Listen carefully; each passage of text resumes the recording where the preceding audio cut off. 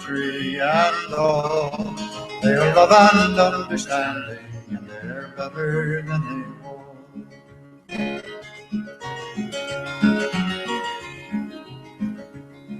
There are canyons, they are yawning in the night.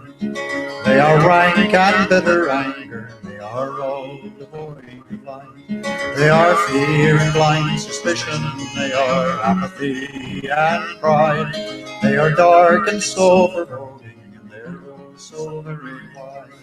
They are fear and blind suspicion, they are apathy and pride. They are dark and soul foreboding, and they're oh so very wide.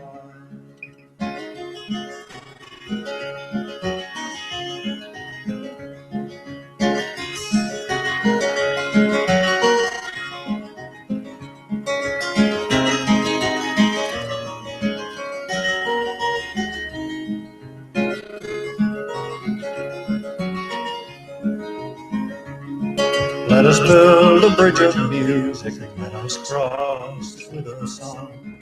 Let us span another canyon, let us write another wrong. Oh, and if someone should ask us where we're up and bound today, we will tell them building bridges and be off and on our way. Oh, and if someone should ask us where we're up and bound today, we will tell them building bridges and be off and on our way. We will tell them building bridges and be off and on our way. We will tell them building bridges and be off and on our way. Thank you, Bill Staines, for letting us use the Bridges song on Bridges Programming. Welcome to Sunday on the Front Stoop, the longest stoop in the world. We are here with Bridges Programming, brought to you by the Human Renewable Energy Measure. And Dennis Carius is here, and Susan Comont is here. Hello. Hello, guys. I'm Jeff Beller. And let's see if we can get this to work better here. And we were gonna have some people from Germany on, but on the longest stoop in the front porch, but we didn't do that. I have got to get a better pen. My pen is defective. We are having problems. We always have technical problems here. For some reason or other, it doesn't ever seem to work out technically. We always have a little bit of a problem, but anyway. That's what technology is about. Can Dennis ask you an important question? You don't have to ask the question. Just ask. Good, okay. I'm just trying to Skype you. Do I have any capital letters in your Skype address? No. No, okay, that's all I'm asking. It's Okay, Bridges Programming 1 is our Skype number. And I had written down capital B and a capital P, but that's not the case. No. Okay, got it. And you can try Skyping that and see if that works. And anybody can call us on the Front Stoop at Bridges Programming 1 on Skype. The number one. The number 1. Bridges Programming 1. As far as we know, that should work, but all lowercase, all one word. It should come in. I don't know how that works, and I'm not sure even if I know how to answer the call, but I will try to do that. We'll do our best. So anyway, that's the story. I'm going to try to reestablish this. So something just happened. Something just came in. And probably an email. Something just came in. I don't know whether it's an email or a Bridges Programming thing. Let me see what that is. Yes, Dennis did just send an email. Actually, he sent it to his friend over in Germany, but it was CC to Jeff and Susan. Okay, so that's what came in. So anyway, okay, we're going to talk about what we normally talk about. Bridges Programming is always talks about human beings and humanities and what's going to help us all out. Why are we killing everybody around the world? You and I and Americans, we sit here and we're fat and dumb and happy, and we keep on killing people, and then we blame people for trying to kill us.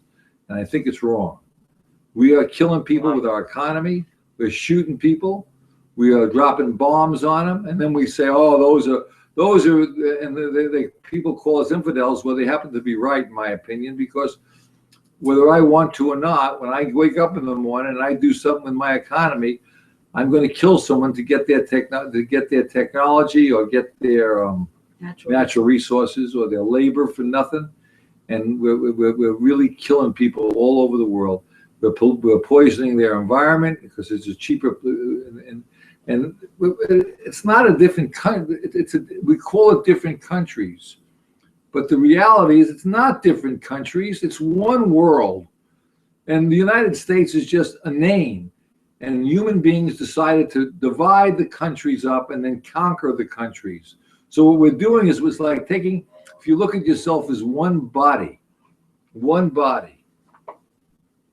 and Or a house. You've made or a it. house. Well, no. Look. Let's bring it simpler.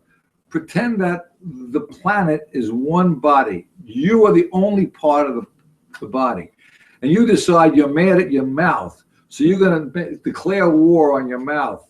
So you send a bomb and blow off your mouth. Or you just hurt the part of your body. Or you blow a hole in your foot because you're mad at the foot. Well, or you want to make sure that the right hand has more fun than the left hand. So you cut off parts of the fingers of the right hand so you can take some of those fingers for your benefit yourself, but you're hurting yourself. That's what we're doing all over the world. But you're dismantling your ability to function. We're dismantling our planet. We're killing our natural resources. We're killing our environment, our air, our water, and our soil. And it's stupid. It's just plain stupidity. And while we're doing that, and if you look at it as one planet or one spaceship or one group of people, humanity, we're killing other people. And then their mind says, well, you're killing us to take our natural resources, so therefore I'm going to kill you back, and I'm going to call you a bunch of infidels.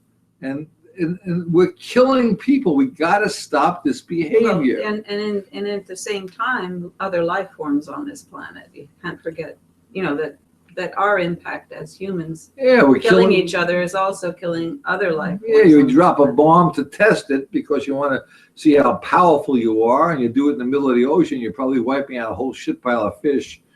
And if you go ahead and you pollute the air and you're poisoning turtles and all kinds of wildlife. Okay, we've presented the grim picture. Now, the question is, how do we fix it? Dennis, do you have an answer on how we can fix this terrible problem? Yes, and I think it's a very easy answer. It can be done very easily. Those people that we call terrorists that are being killed over in the Middle East, I honestly believe it has a lot to do with oil that's under the ground over there. We can get it for free over there, bring it over here and sell it for $3 or $4 a gallon. That's what's causing this. So we can stop. You're saying to me, you're saying to me that the natural resources such as oil in the Middle East is we create terrorists to make sure we get the oil cheaper because of money, right? Now, supposing we just had money and we didn't have any, let's suppose we didn't have any way of running the automobile, so we get all the oil we want for nothing. We get rid of the oil cartels, right? Right. Let's get rid of the oil cartels, and you get rid of the oil cartels, and what's going to happen? What's going to happen after that?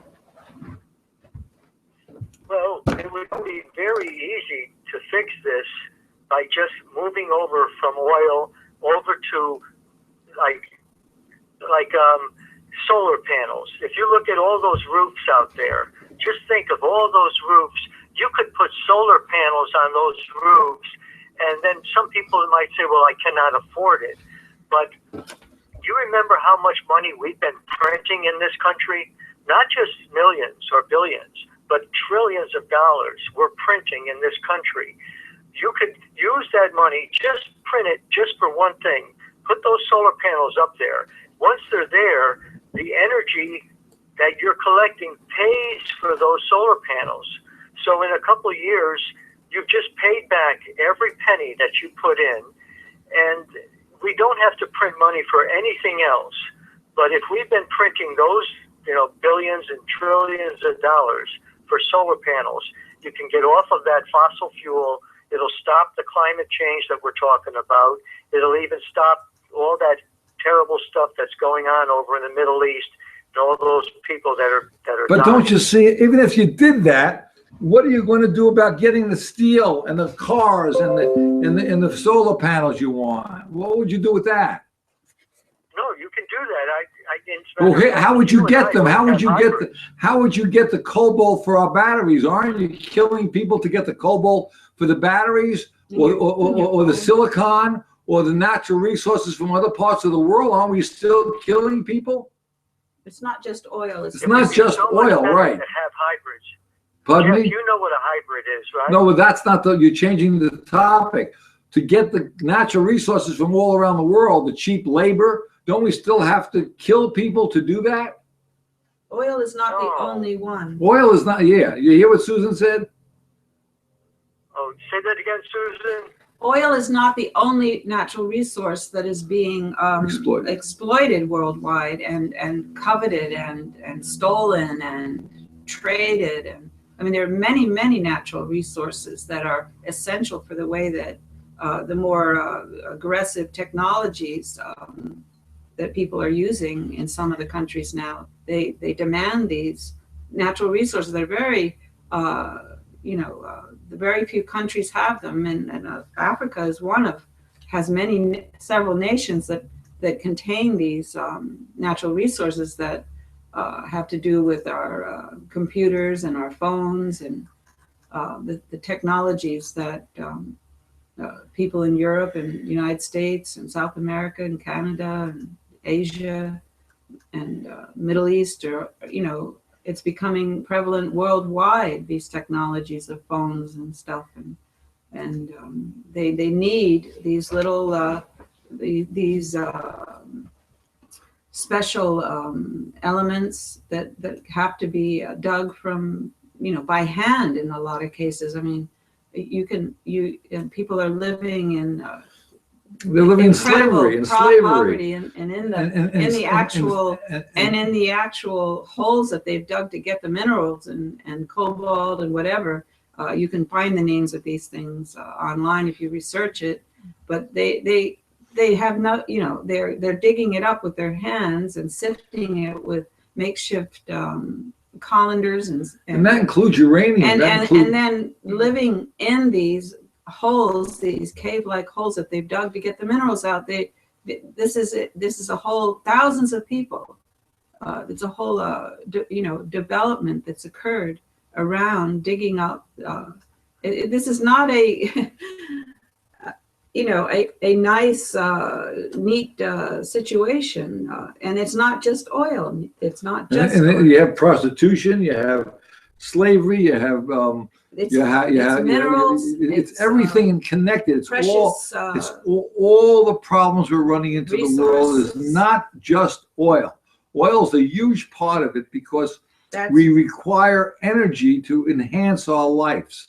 Our labor. Without energy, without electric stuff and without cars, we walk about 3 to 4 miles an hour. We can't do 50 miles an hour. It magnifies everything. It amplifies our labor. So energy is an important thing, but it's not the only thing. Oil is not the only Oil is not the problem.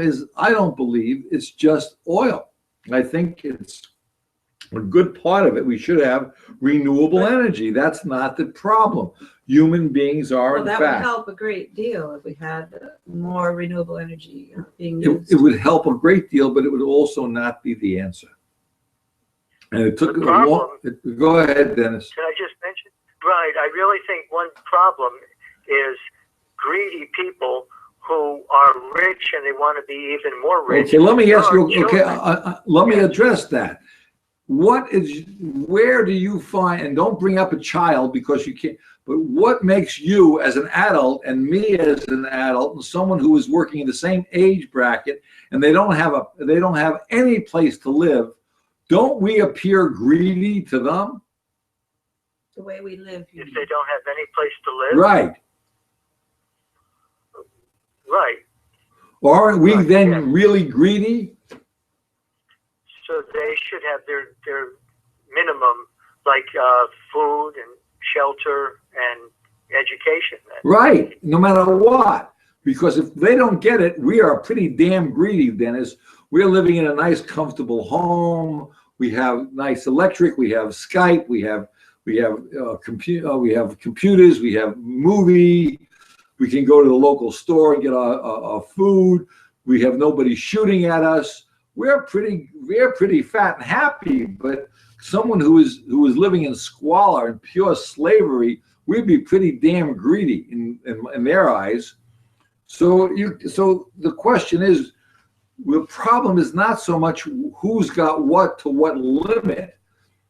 It's the question of that the minimum basic needs have to be met throughout the world. And the answer to this problem, and that's the problem, the answer to the problem is to have a way of measuring it so all humanity has their basic needs met. Measuring the basic needs. Right. And now, for the first time in history, we have that possibility. We can do that. Right. For the first time ever. Because we have ways of systematizing through the computer that are very, very accurate. We can systematize where all the natural resources are in the world that we know of so far. What the population densities around the world are, what the needs are, what's there for people already, what needs to be brought in for the basic needs to be met. We were never able to measure this before. But we can do that now. And right now, according to people who measure things, very important. Measurements are important because if you don't know where you are on a map, you can't get to where you want to go. Right. So it's matter of fact, when you're on the oceans years ago, they used to use the stars and they called them sextants. And they would triangulate where you were on some kind of a map to get you in some direction to get to where you think you should be. Now we have GPS to tell you where you are. On the land. If you drive along without a GPS and you stop at a place with a map, there's a point on the map that says you are here. And if you go drive without a map and you ask somebody where you look on the street signs, it says this is 4th and Central Avenue, then you know that that's where you are. And then you ask somebody from where I am, they would look on a map and say, go 2 blocks to your right, 2 blocks, then take a right, and you'd get to where you want to be. So you have to know where you are. And in the economic world, in humanity's economic world, we don't know where we are. We know the problem on how to get there. We want to know how we get to helping all humanity, but we don't have the measurement. And this is the first time in history, just like a sextant or just like a GPS, we now know that all humanity has to have locate basic needs met by 1 million energy units of food a year, 1 million energy of water a year, so many energy units for where you live, like if you live in the Northeast. This is per individual. Per individual person. Right. And then we can say we have to judge our gross domestic or our gross national economic problem. Instead of money, we base it on the energy needs required. And when satisfied. And made sure they're satisfied. And that's how we judge a country, not how much money they make. And that's the important. And then, of course, this does not eliminate the free market. No. That can operate, as a separate. And it's not communism or capitalism or socialism or whatever ism. It's a combination. And I realize this after talking to you, Dennis. You talk about countries that have tried to do these things. They were trying to be communistic or socialistic. And I said to myself, there's got to be a problem here that we shouldn't be. There is a form of, all humanity uses their mind, right, Dennis? We all use our mind and learning from other people, right? Right. So all of knowledge should never be hoarded. It should be shared and with all humanity. So that means if someone teaches me how to use Skype and I share that with other people how to use Skype, and I don't hoard it or charge for it or compete with it, we learn how to use a hammer or a tool or a car or learning something, we share that knowledge with all humanity. Now that, if we share all knowledge without trying to make money with it, or we're trying to make sure all humanity has their knowledge met, that's a form of communism. We are sharing equally all knowledge, and that's communism. But it's only for knowledge. Then we have to have an understanding, a human understanding that all basic needs must be met.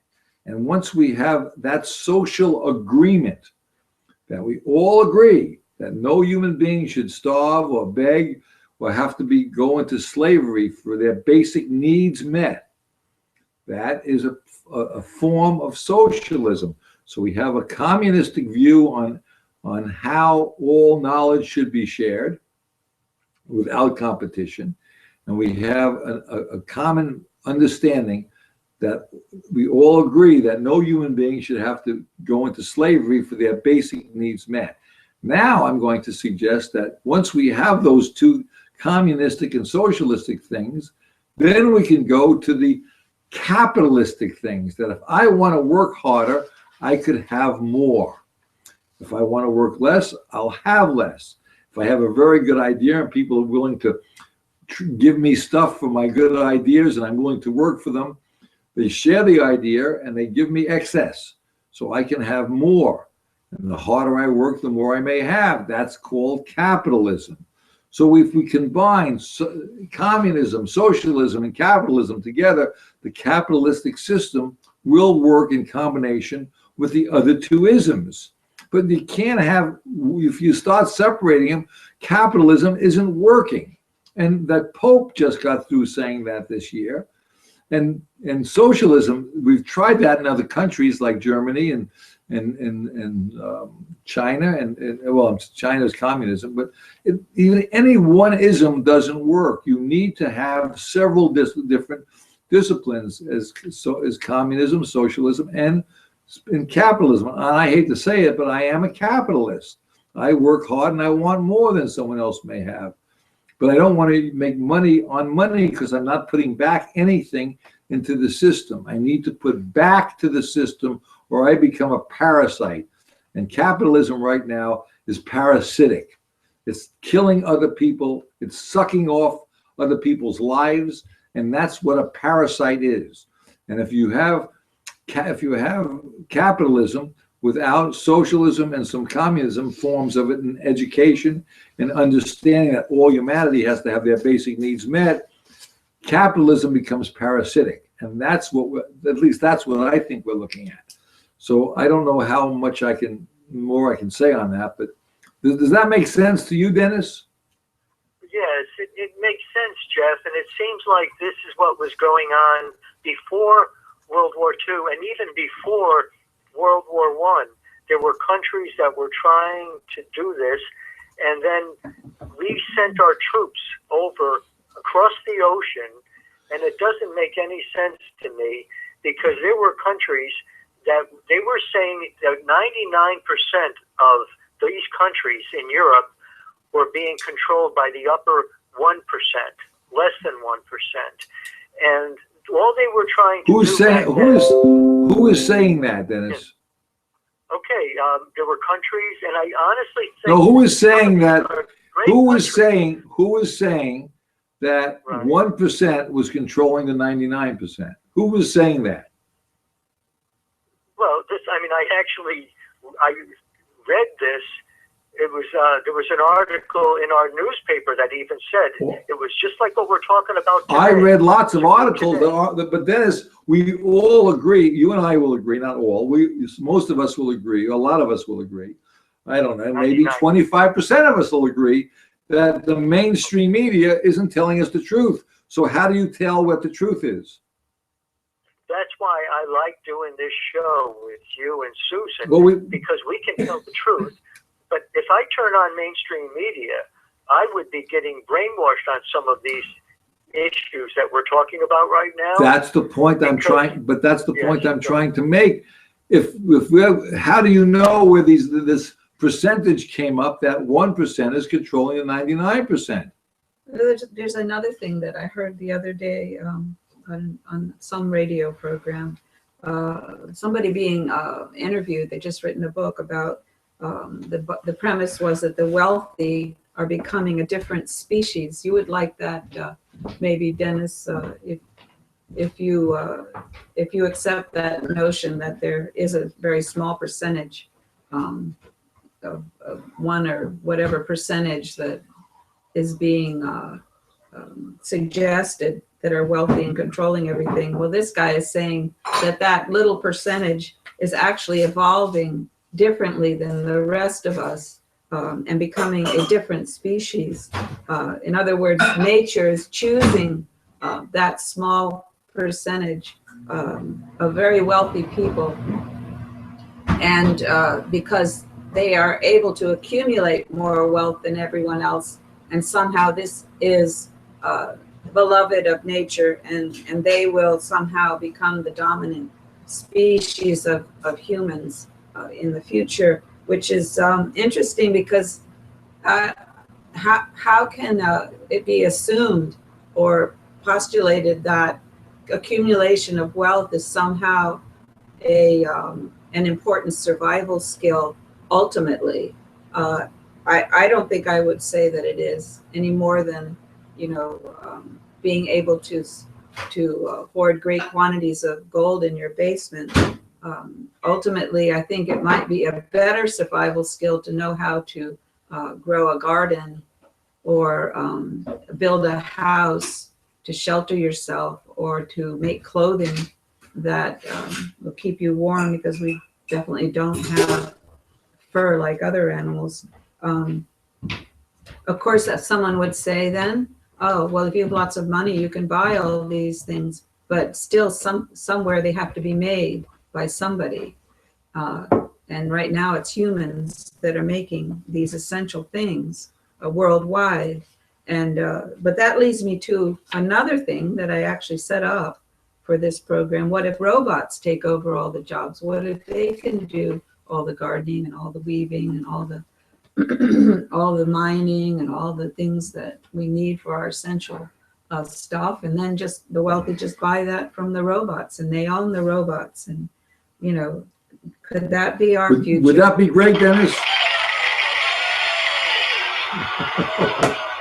Because it's easier for me to read. Robots have to be programmed. Well, yes, by people. They don't program themselves, and that therein lies the rub, because we are still an evolving species, so the robots will be evolving just a step behind us, unless you believe that they can become independently intelligent eventually, which I can't go there because there's no way to know that, and it's not happened so far as we know.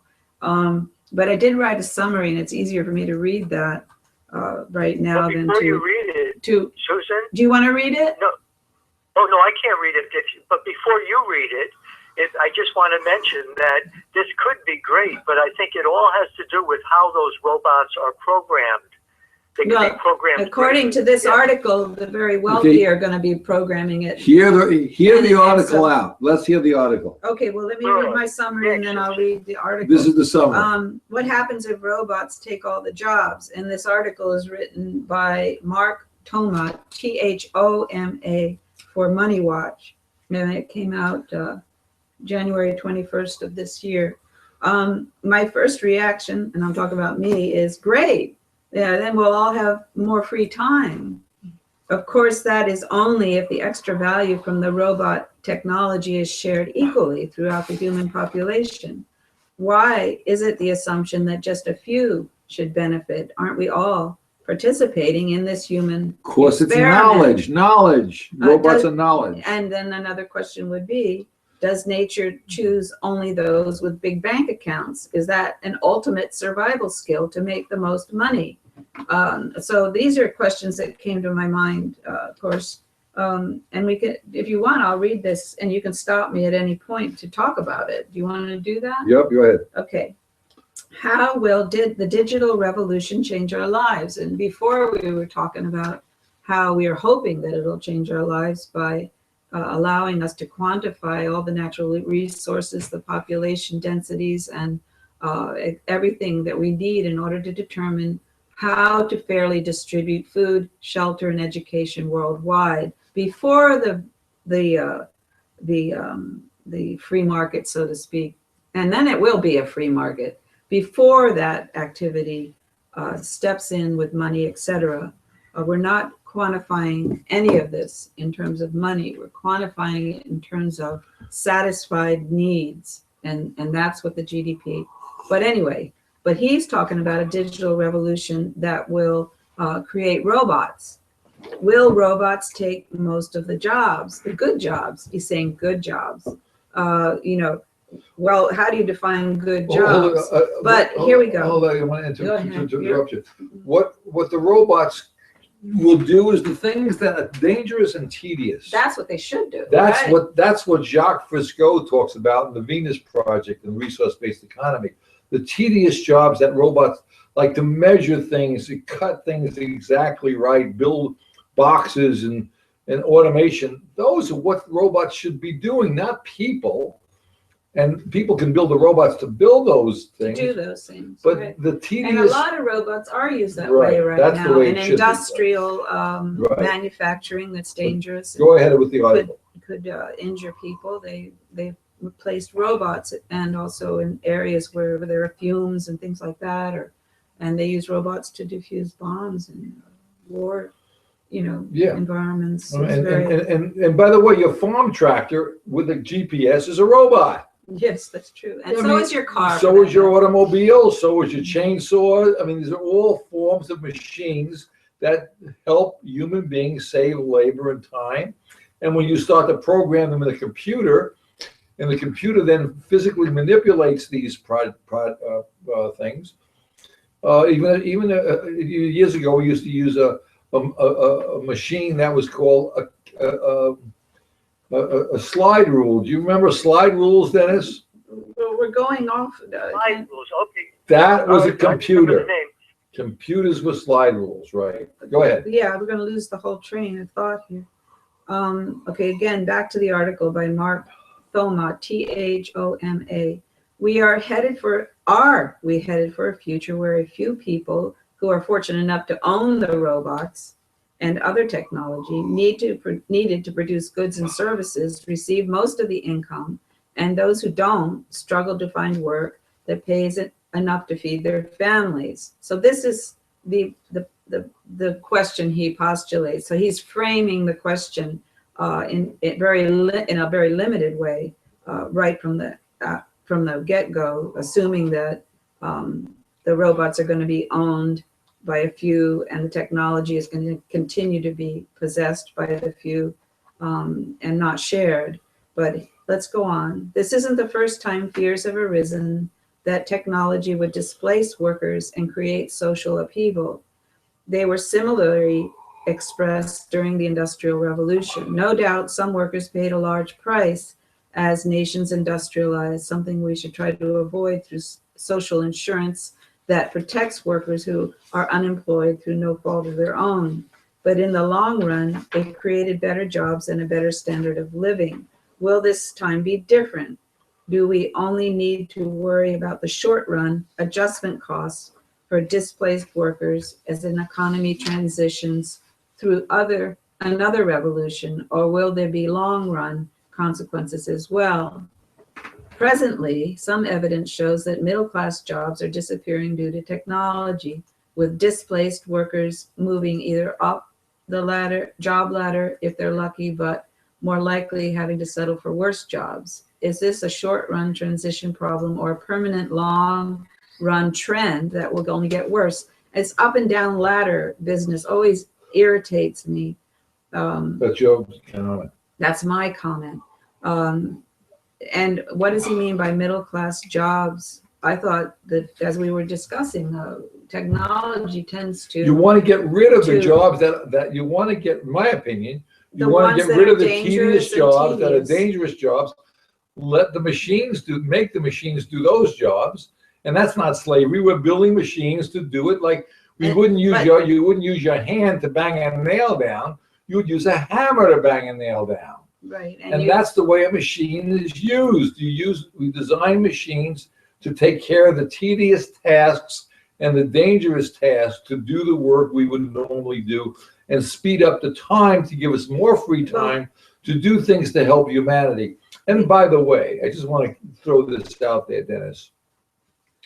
What we are doing with our free time is trying to clarify how the economic system should be working, so we all have more free time and we stop killing one another. That's how we're using our free time. And we're building other things to try to get this point across, that the HREM, the Human Renewable Energy Measure, is a measurement that all we need to do is get the measurement into the vocabulary and use that as a measurement for all humanity in the economic world, and that will change the entire system. So to get this to happen, all you need to do is make sure you tell your friends about it. Use your social media to get this message and measurement out. You can go to the website, the hrem.org website. But I want to get back to the article here. When you talk about, I mean, he doesn't clarify what he means by middle-class jobs, and he doesn't clarify what he means about workers settling for worse jobs. What does he mean by worse jobs? And you know, already there's a division of status here, and an unfortunate sort of old school thinking process that's presented there. But anyway, he goes on, and the next paragraph is a little more hopeful. The answer is we don't know for sure. The consequences of machines endowed with artificial intelligence are hard to predict, but it's not hard to imagine a future where humans aren't needed for many of the jobs they do now. But it's also possible to imagine a future where humans still have plenty to do. Now there, I believe he's going somewhere with what he's saying here. Yes, there is a future where humans still have plenty to do, and it may not even be called jobs anymore, and it may not even be an up the ladder and down the ladder situation. It's just something. It's just what's needed to be done at whatever point. Let me clarify that. And what the robots aren't doing. Let me clarify that.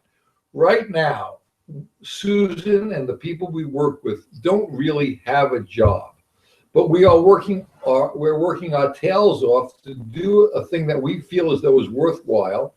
We're building a boat that's going to be a bird watching boat that's going to talk about renewable energy. Run by the sun. Run by the sun, but it's going to be there to talk to show people a concept. We have friends of ours helping us build the boat, and no one's getting paid. And we're working our asses off. We have to rebuild our studio in here, so that's going to take time to rewire it, to make it work so it works better. You and I are going to spend time after the program figuring out how the Skype system works so we can do the programming even better. Now that's work, but we're not getting paid for it. So you have to redefine the word what work is. You see where I'm going with that? Of course, okay. Yeah. Do you understand what I just said, Dennis? Redefining jobs, redefining work is all part of this. And our author goes on to say, to me, and this is the author speaking, the question comes down to two things. Will we be able to produce enough goods and services to raise everyone's standard of living significantly? If so, how should the goods and services be distributed? And now he's coming close to the question that we are trying to answer with the HREM. Yes, we can distribute, I'm saying, the goods and services, the extra value of this robot technology, we can distribute it fairly and evenly. And it will allow, for the first time in history of our human existence here, the possibility of everyone benefiting from the new technologies. With a minimal amount of their lifetime daily work. And we can determine how to distribute these goods and services. Another question he asked, how do we do it? We do it by systematizing everything that needs to be distributed and where it needs to be distributed to. We can do that And that's now. the resource-based compute it. economy, And that's Jacques Frisco. That's part of the technology that we now have access to, and it keeps evolving more and more profoundly. And it's within our control. It's not artificial intelligence. It's human intelligence. It's intelligence that has been evolving over all the many, thousands and millions of years that our species has been evolving, back to our rodent days or whatever you want to say. Okay, here we go. On with the article. On the question of production, I am an optimist. I believe the digital revolution will enhance productive capacity significantly, although productivity growth has slowed in recent years, according to official numbers. Yeah, well, if you believe those, that's me. Many benefits of digital technology don't show up in official numbers. With time, we shall see the benefits. Yeah, I think he's right. We shall, but you can't expect there to be real numbers at this time, because people will suppress those. They're manipulating the numbers because it's not to their advantage right. to make known how incredibly powerful the extra value and how much it is when our technology gets more and more efficient. So here we go, quote, "Thus I see the distribution of goods and services as the more pressing problem." And I don't think it's a problem myself. I think it's a challenge, and it's a challenge that that's a good one, because we actually will have those extra goods and services produced with less time by humans, so that more human minds are free to be creative and productive, and we're not held to repetitive, mind-draining jobs that robots can do. Mind-draining jobs, right? But okay, and he says in quotes here, a concern that's growing today is inequality continues to widen. Of course, I mean, that's an understatement. If you don't understand that at this point in history, that's an important thing for you to start to understand, that inequality is continuing to widen worldwide.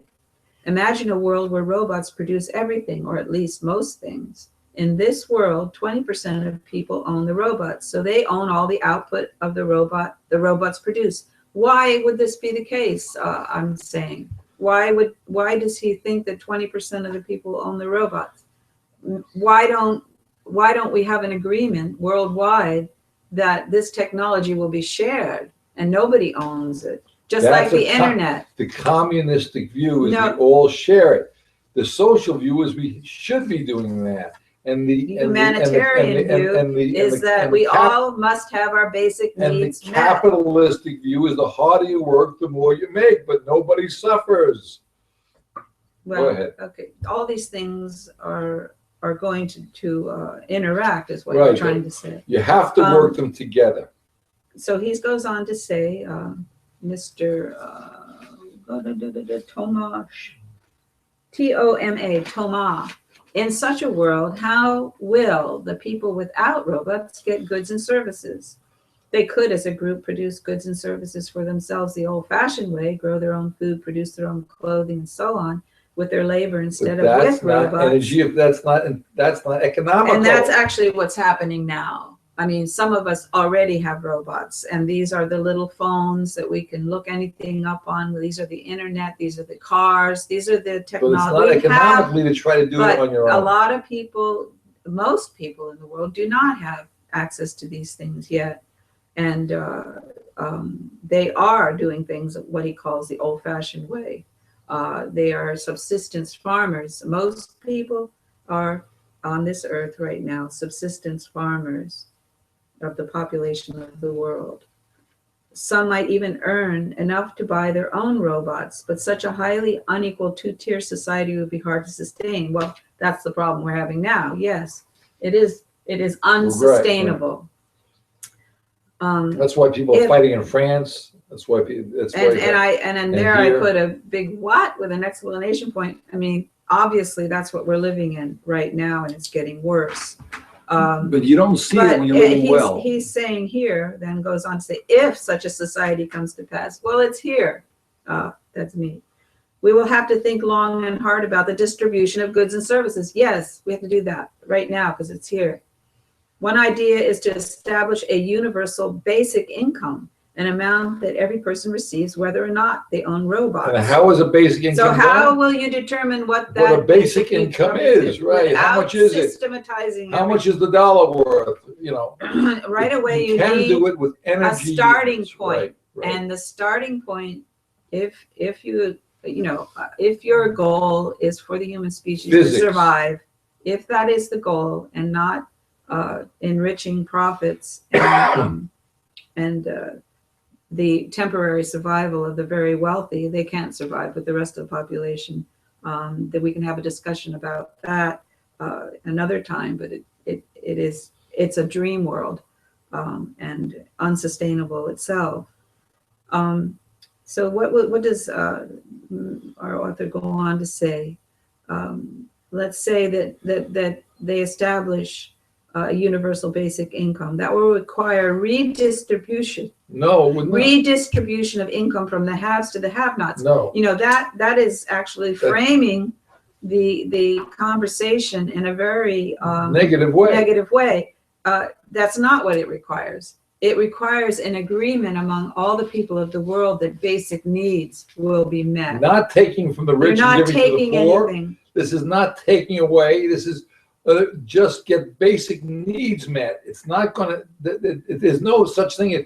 There's so much natural resources that everyone can share and the basic needs met. It's an interesting thing too that may not be commonly known, that these basic needs that we're talking about, food, shelter, and education, are not, and even when they're monetized, are not the expensive things that people use. Right. They are not expensive. They're the cheapest Food is things. not expensive. It shouldn't be. And we waste. That's the wasting of it is how it's made expensive. Education should not be Education is not expensive. Shelter might be one of the more, because you need a lot of natural resources to build something, but it's a one-off. Where you are, right? Yeah, and it depends on where you are. And it's, but basic shelter. And today's technology, that becomes cheaper. We have more insulation factors. We have more technology to build cheap shelter. So that's another good thing.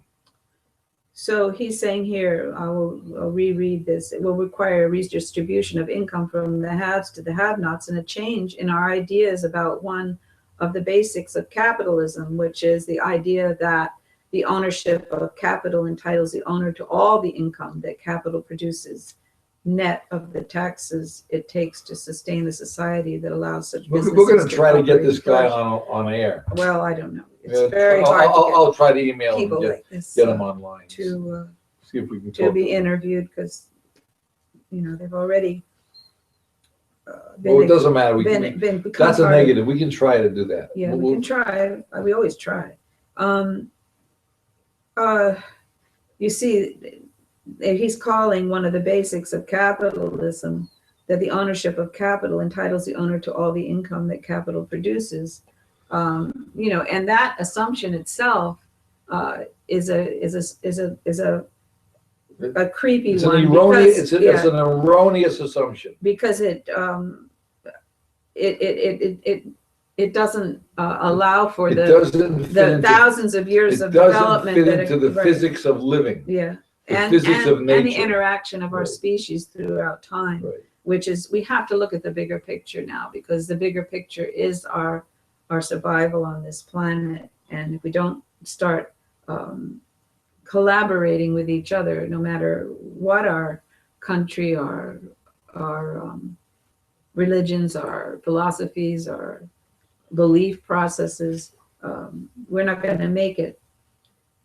So he goes on to say that won't be easy. Those who benefit greatly from the ownership of the means of production will use the wealth they accumulate to try to influence the political process away from such change. That's how Well, they're that's what's using. That's happening happening. now. They're running the media. I don't know why he's saying this as if it's going to be in the future. It's happening but right now. Right. But if robots do take over and if inequality continues to rise because of it, well, why should it? It shouldn't. It should go the opposite direction, in my opinion. The time will come when people will demand change. So he only sees the possibility of revolt and terrorism. We don't think you need to revolt. And violence. We need to get this to happen. You don't It's an need agreement. The only revolution you need is All to you get need the is an measurement in agreement. place. Not an emotional measurement about greed, not an emotional measurement about religion, not an emotional measure. We need just to understand that it's a physical thing. We have to measure the physics of life. And that's food, shelter, and water, and not education. That is part of open source. Everyone is entitled to the education that all humanity can think about. That's great stuff. Unfortunately, we're picking out the insanity of the education, the supernatural, the paranormal. Yep. That's not going to help us. It's going to, it brings us to a cul-de-sac. And we're waiting for the Big Bang, or we're waiting for the time when we're resurrected, or we're waiting for the time when the beast is coming. That's insanity. We look at what's going on right in front of our face. We can measure it. We can change it. Okay, I'm sorry. Go ahead. Well, there's just one more sentence here. Our author, once again, his name is Mark Thoma, or Thoma. Mark Thoma. Thoma. Well, Mark, we're going to invite you on a program. Yes, if we can get if I can get a hold of you, we'll get a hold of you and see if we can get a hold of you. Yeah, now he says this is like his upbeat one last sentence. Looking at the candidates for the upcoming presidential election and the populist sentiment behind contenders on both the Republican and Democratic sides, perhaps the time has already come. I didn't notice any populist sentiment. No, I didn't notice either. In any of the speeches or comments, except maybe Bernie Sanders. Well, the thing is that Bernie Sanders, but, as Hillary said, Bernie Sanders is not hitting reality. The Republican side, they seem not to have any concern about humanity. With Bernie Sanders on the far side. By throwing this back into, the government or presidential election, it has to come from the it's bottom not gonna come. This kind of thing we're talking about. And here's why. Won't come from Here's why. Or who you elect because the economic system is controlling the political system, and what's wrong with the economic system is controlling the media as well as the political system. So we have to figure out what's wrong. The robot nightmare is here already. Yeah, we're here now, baby. Yeah, so we need to get you, what you need to do, if you want to see this happen, this is what you do. You get a hold of your church groups, or when you go to a bar, or whatever, or you sit at the dinner table, talk about the human renewable energy measure. And you can contribute. Say, what is this stupid thing these people are talking about? You can contribute to the website too. Yeah, you can go on our website, put in comments. We will bring your comments up on the air. Most of the information. Actually, this article came from a listener. Right. Emailed to us. So anytime you want to send something. We always need more information. We always have an open mind to see where we may be. Everybody's entitled to their own stupid opinion, and this is ours. And we'd love to see your stupid opinions, and hopefully when we put them out there, they'll really work to help humanity. So we want all human beings to give out their own opinion. Speaking of opinions, Dennis, what is yours? Wow. Well, first I have a question. That's an interesting article that Susan was reading. Was that something that was sent directly to you? Yes. Wow, well, that's good. And it was somebody who was listening and sent us that article, right? Oh, that's good. It was on Money Watch website, I believe that's what it said. Money Watch website. You're right.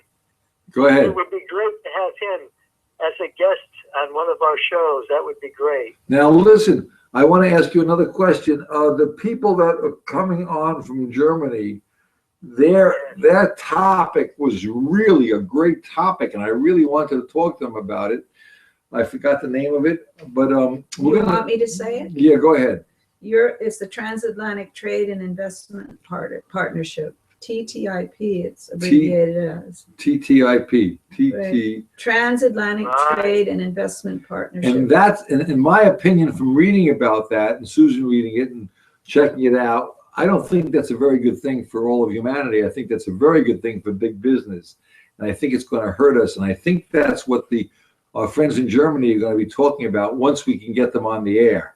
So this is a very interesting project we're working on. I really would hope that we can get them out talking about what's going on in Germany.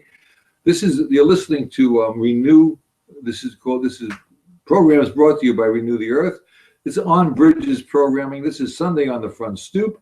And the whole impetus behind the program is the HREM, the Human Renewable Energy Measure. And we really would like you, and the way to fix the problem, this is not the answer to, we think, our stupid opinion is, the answer to the problem is a basic measurement, not to pick up a gun or kill anybody, not to overthrow a government, not to realize that we're one world. We are one group of human beings, whether you're black, white, French, English, or Australian, it doesn't matter where you are in the world, African, no matter where you are in the world, Italian, you name it, it's all the same species.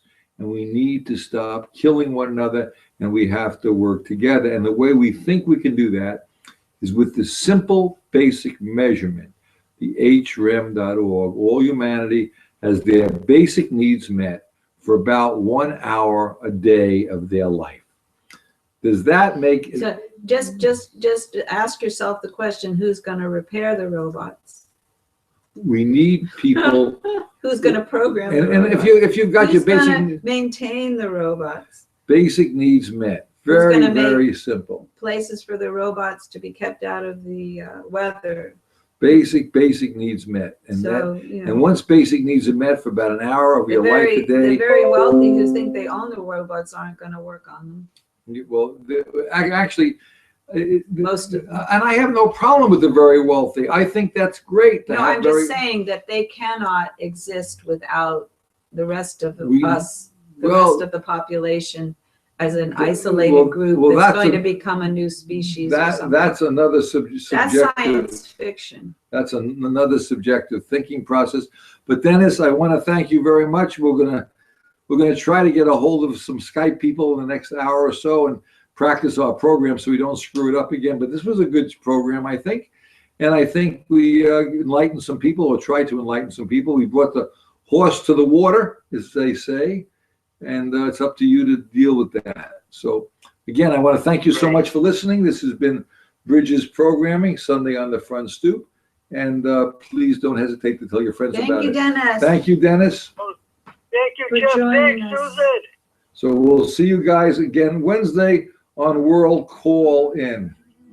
And enjoy yourself. Have a good rest of the weekend. I enjoyed it. Your neighbors out of work because they closed the factory. You try to stretch your paycheck, but it's never quite enough for energy. It all comes down to energy. You wonder where the money's gone. Well, here's some fuel for thought. It all comes down to energy. Fossil fuel affects our lives like ripples on a lake. Cars and farms and factories and trucks. Supplies go down and prices soar, our futures are at stake. And when it's gone, it won't come back, and we'll be out of luck. Oh, energy. It all comes down to energy. You wonder where the money's gone. Well, here's some fuel for thought. It all comes down to energy. We can get our energy from corn and grass and trees. Even trash converts to biofuels. Break loose from the stranglehold of oil companies. Renewables can fuel the world. We're here to spread the news of energy. energy. It all comes down to energy. You wonder where the money's gone? Well, here's some fuel for thought. It all comes down to energy.